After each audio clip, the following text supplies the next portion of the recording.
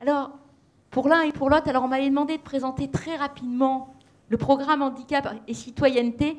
Je vais vraiment aller à l'essentiel, simplement en quelques mots, pour ne pas prendre trop de temps, parce que je crois qu'il y a beaucoup d'autres choses. Donc, simplement, le programme handicap et citoyenneté, c'est d'abord la volonté de porter ensemble un ensemble de valeurs. Engagement.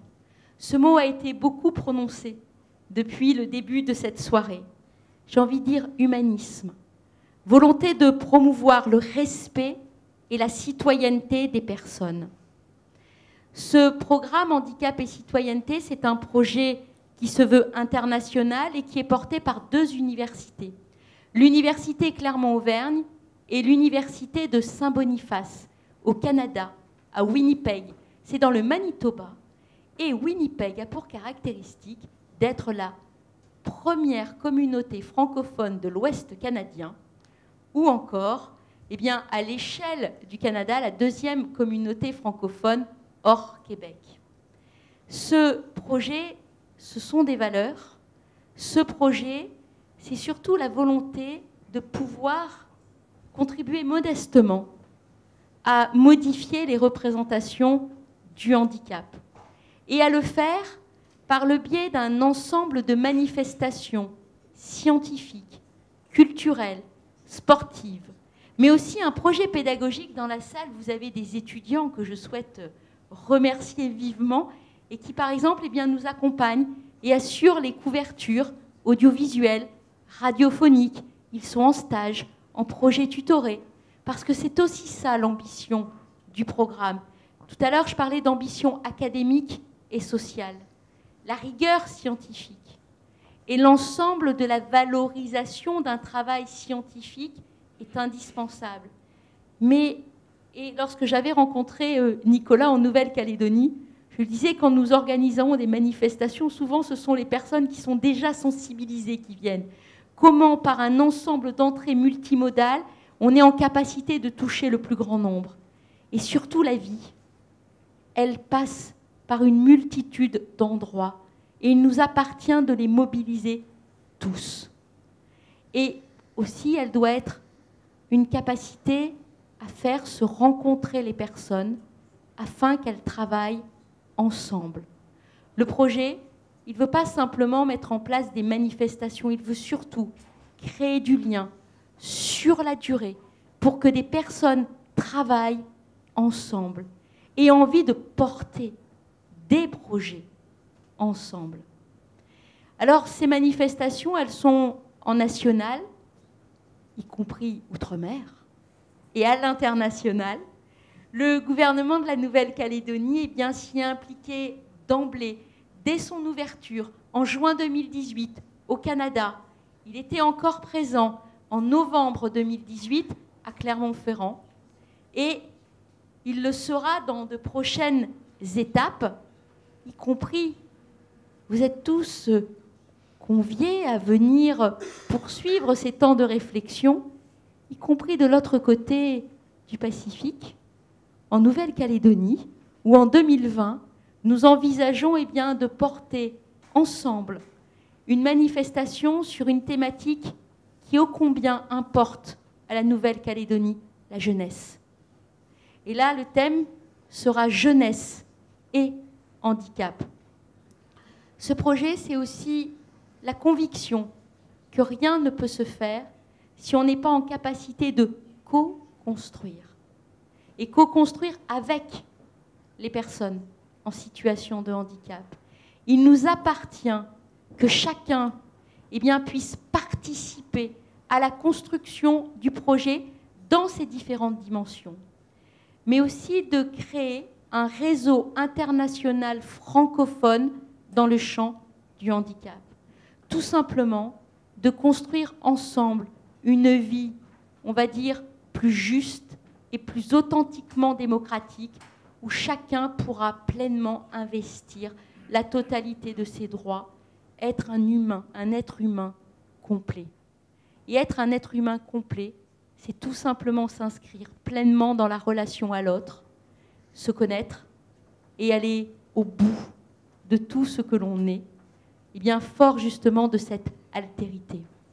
En tout cas, je voulais vous remercier, et l'un et l'autre, et tout simplement aussi peut-être vous poser 2 ou 3 questions avant que nous puissions bien, conclure avec cette vidéo. Pour vous, et au vu de tout ce qui s'est dit, que faudrait-il changer dans la société, le regard ou d'autres choses, et comment y procéder?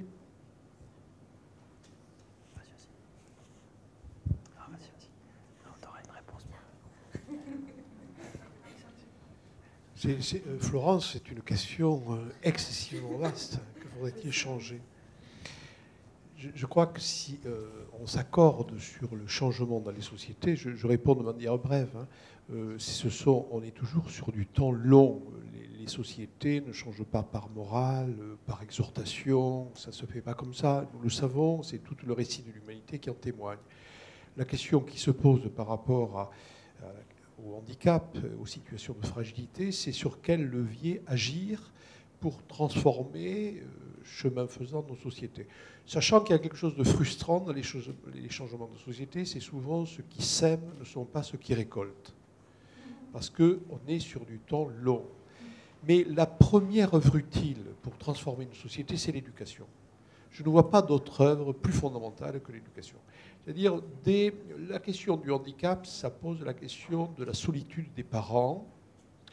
Lorsqu'advient un rendez-vous rêvé qui se fait un peu rendez-vous manqué, lorsque le handicap advient à la naissance. Donc, entourer les parents. C'est primordial, beaucoup de solitudes sont silencieuses.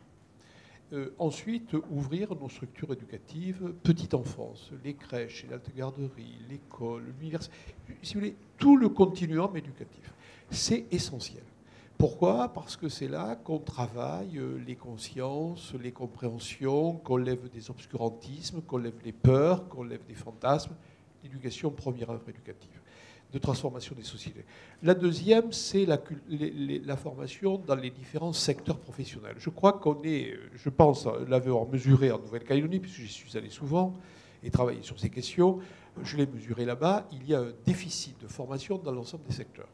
C'est vrai du côté des équipes médicales, des équipes néonatales, lorsqu'il s'agit d'annoncer le handicap. Les médecins qui ont de belles performances d'intervention sur le corps n'y sont pas préparés. C'est vrai dans le champ de l'enseignement, c'est vrai dans le champ de la justice, du travail. Deuxième levier, il est urgent de l'actionner, c'est la formation des cultures professionnelles et des différents secteurs professionnels.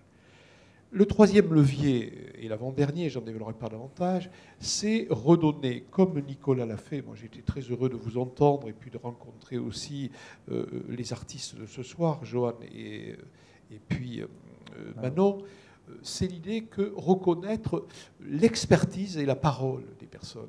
C'est-à-dire, c'est tout ce qu'on appelle les courants d'autoreprésentation, d'autodétermination. Je crois qu'on s'est habitué à se substituer à leur parole. Et on ne sait pas l'entendre. Et c'est elle qui nous transforme. Parce que, comme Dilthey, c'était un chercheur dans le champ des sciences humaines qui faisait une différence fondamentale entre expliquer et comprendre. Dans la notion d'expliquer, il y a ex qui extériorise par rapport à la situation. Et d'en comprendre, c'est l'expression latine comprendere, c'est prendre avec soi. Et quand vous nous parlez, vous n'expliquez pas, vous nous donnez à comprendre. Et c'est toute la différence. Et si on n'entend pas les parents, si on n'entend pas les personnes qui, comme vous, vivent la situation, qui l'avaient transcendée, qui l'avaient dépassée, si on n'entend pas les fratries, eh bien, on peut toujours expliquer, mais on ne comprendra jamais tout à fait. Parce que penser n'équivaut pas à vivre. Et c'est pour ça que votre parole est précieuse. Mais elle n'est pas précieuse parce qu'elle est une thérapie collective. Ça, on se trompe là-dessus.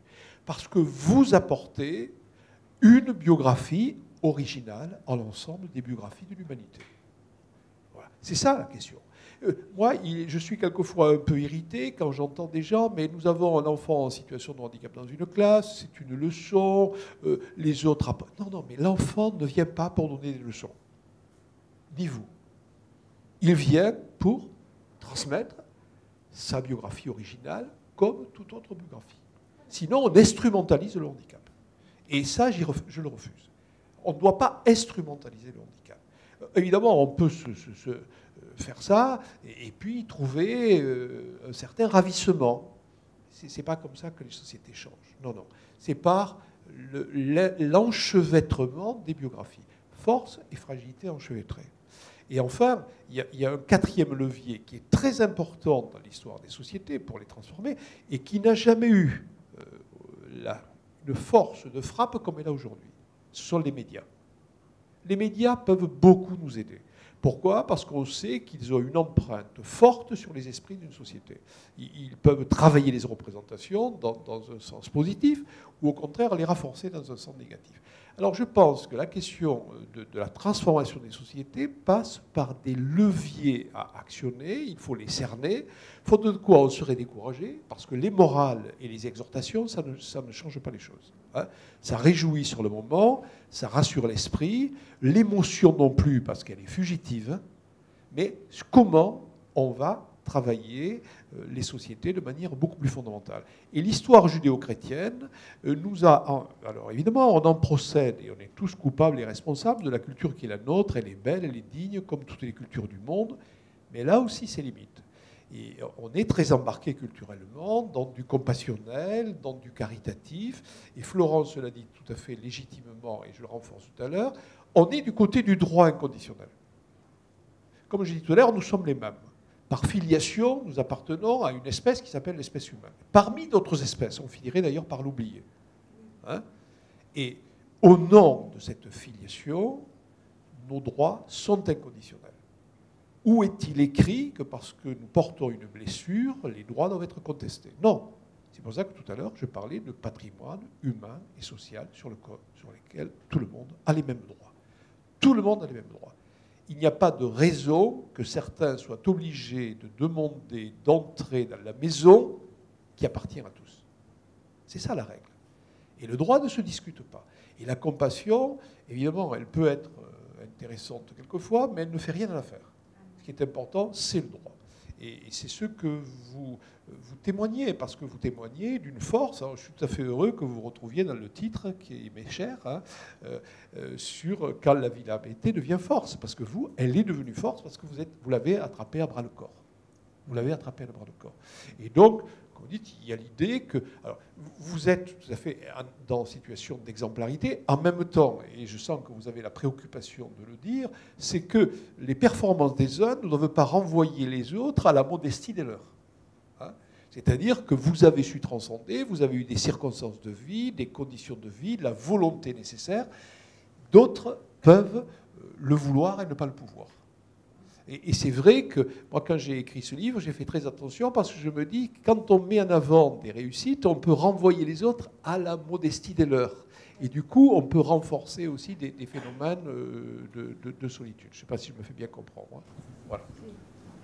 J'ai mon micro. Ah, vous êtes équipé. Je vais faire très rapide parce que vous avez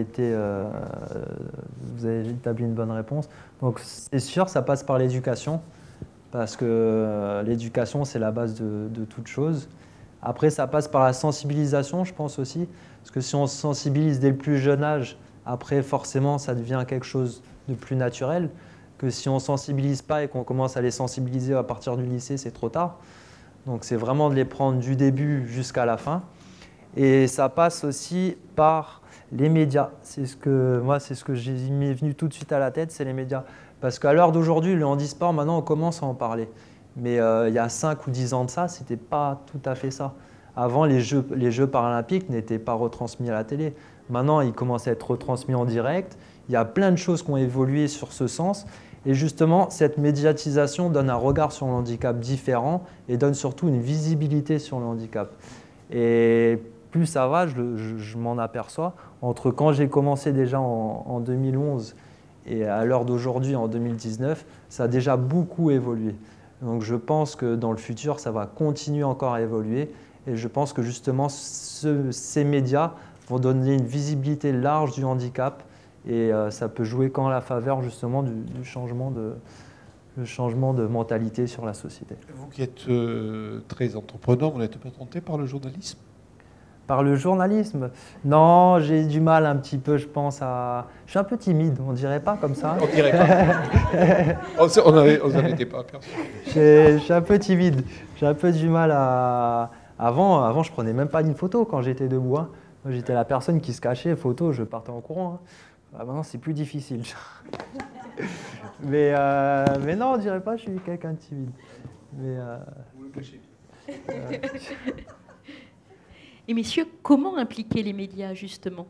Parce qu'effectivement, tout à l'heure, Nicolas soulignait l'importance de mettre en valeur les personnes. Et on pressent bien, comme les médias peuvent jouer ici un rôle important, même s'ils ne sont pas les seuls à jouer ce rôle.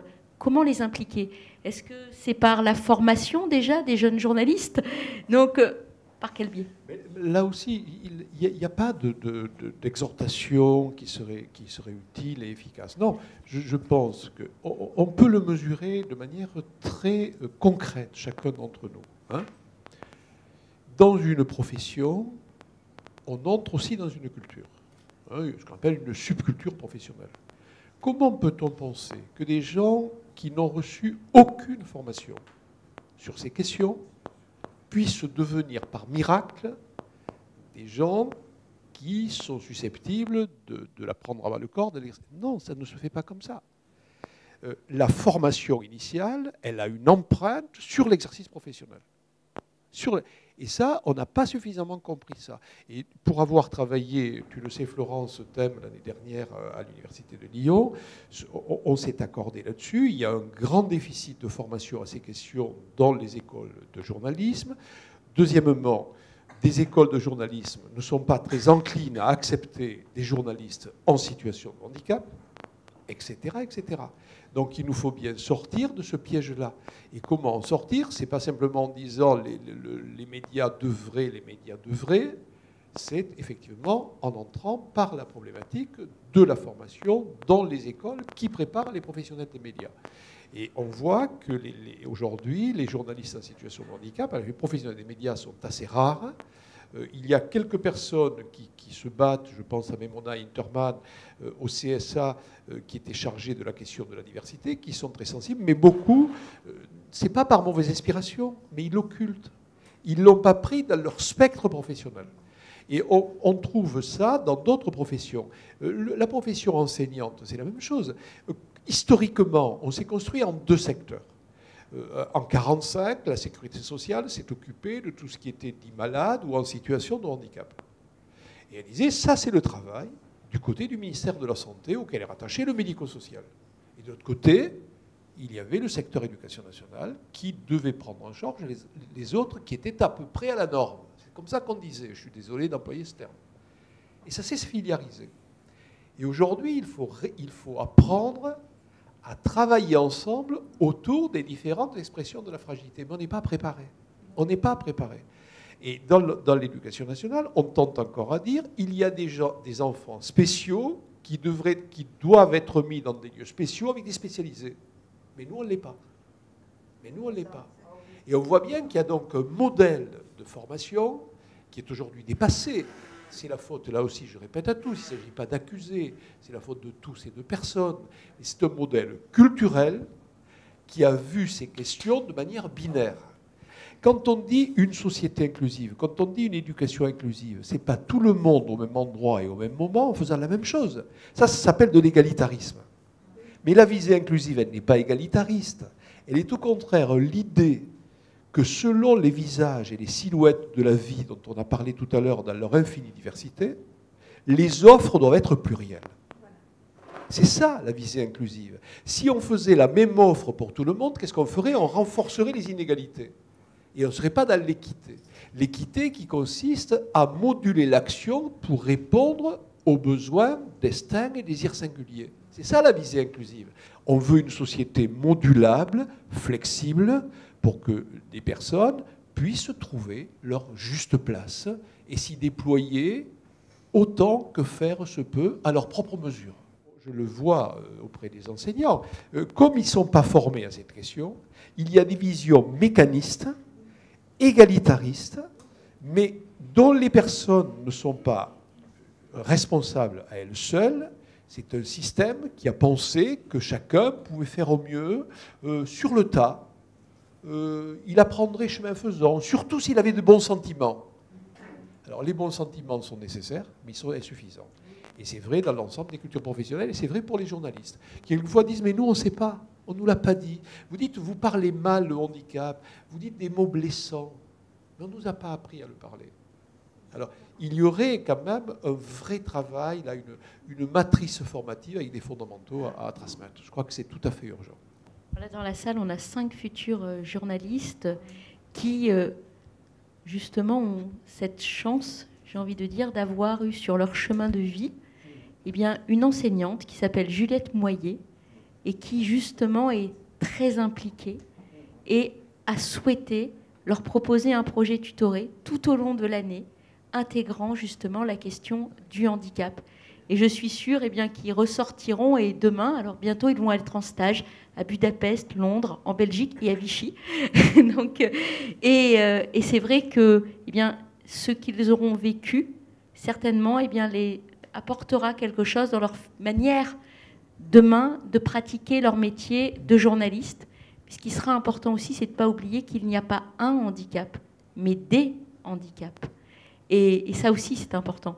Nicolas, peut-être par rapport justement aux médias et comment arriver à les impliquer. Je pense que déjà la réponse de la première question résout pas mal de choses. Parce que si on prend le problème à la base, forcément tout se débloque par la suite. Et sinon, il y a plus simple, il faut aller toquer à leur porte. Et leur dire coucou, on est là, il y a des choses qui se font. Et voilà. Mais moi, je pense vraiment que la première réponse de la première question débloque tout le reste des problématiques par la suite. Alors, une toute dernière question. Un mot ou un élément que vous souhaiteriez que les personnes présentes retiennent ce soir? Un mot? Une expression ou une idée que vous souhaiteriez qu'ils retiennent? Moi, je ne vais pas faire original, parce que comme j'ai ce titre-là qu'on a discuté avec Anne, et qui est le titre de mes livres, moi, il est pour moi très très cher. Quand la fragilité devient force, moi, ça me parle beaucoup, parce que ça parle bien au-delà du handicap, ça nous met dans l'universel. C'est-à-dire, je pense que les uns et les autres, nous avons vécu des situations difficiles, compliquées, des milieux qui au départ nous portaient pas vraiment, et il a fallu que ces fragilités deviennent force. Donc pour moi, ça fait sens, mais c'est peut-être maladroit de ma part, parce que je l'ai écrit, pensé et repensé, donc ça n'a pas de spontanéité. Mais Nicolas va corriger mon manque de spontanéité. Moi, c'est un peu ça. Moi, on ne tombe pas pour tomber plus bas, mais pour se relever plus haut. Et c'est ça le processus, c'est le changement. Donc voilà, faut aller de l'avant, peu importe ce qui peut vous arriver dans la vie. Et si je peux me permettre de rajouter une chose, pour moi, ça fait sens, particulièrement dans le moment troublant et troublé de la vie de nos sociétés. Parce qu'on voit bien que la régénération des sociétés, qu'on espère, qu'on attend, qui se dit maladroitement, avec malheureusement des systèmes de violence, c'est peut-être par là qu'elle viendra. On a cru que la force allait triompher de tout, et c'est peut-être que la régénération de notre vivre ensemble viendra par les plus fragiles et par les plus oubliés. C'est peut-être ce que notre temps nous dit. On a trop oublié, on a rendu trop invisible, on n'a pas su entendre toutes ces fragilités parce qu'on a cru que tout le reste pouvait triompher. Et finalement, il y a là une situation qui nous renvoie à nous-mêmes, me semble-t-il.